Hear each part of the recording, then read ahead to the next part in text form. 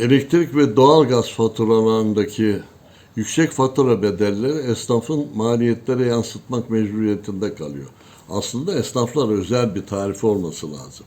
Çünkü bunun birçoğunu sokağın güvenliğini, aynı şekildeki sokağın hareketliliğini gösteren ve önemli bir miktarda da bunun için masraf edip vitrinlerini aydınlatan, aynı şekilde buzdolabı çalıştıran, aynı şekilde bildiğiniz üzere bu şarküteri malzemelerini satan, yani elektriği kullanan esnafın gerçekten de maliyeti çok yüksek.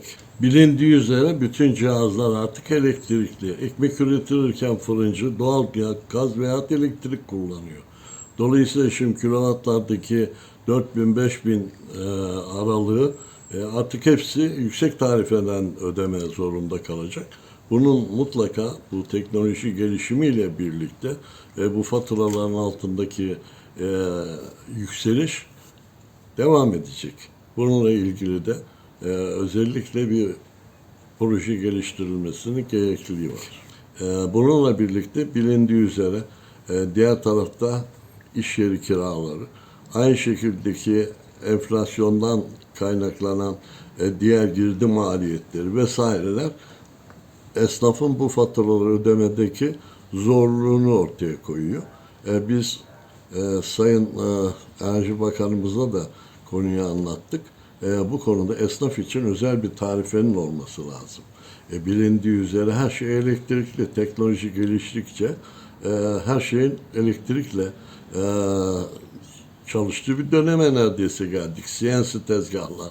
Esnaf bir iş yaparken evvela elektrik parasını düşünüyor. Akabinde ısınmak için doğalgaz parasını düşünüyor. Üçüncü girdi maliyetlerinin en büyüğü olan kirayı düşünüyor.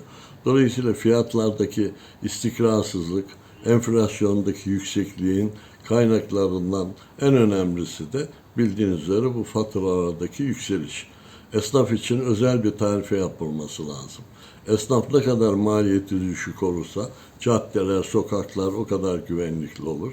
Yine sanayide kullanılan, yani esnaf dükkanlarında kullanılan, kasaplarda kullanılan, marketlerde kullanılan, bakkallarda kullanılan bu elektrik ve doğalgaz tüketiminde de en azından onlar da rahat eder. Konutta ayrı bir tarife, sanayide ayrı bir tarife.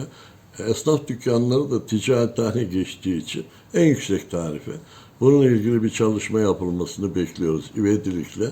Yoksa bu faturaların altından esnaf kalkamaz diyor.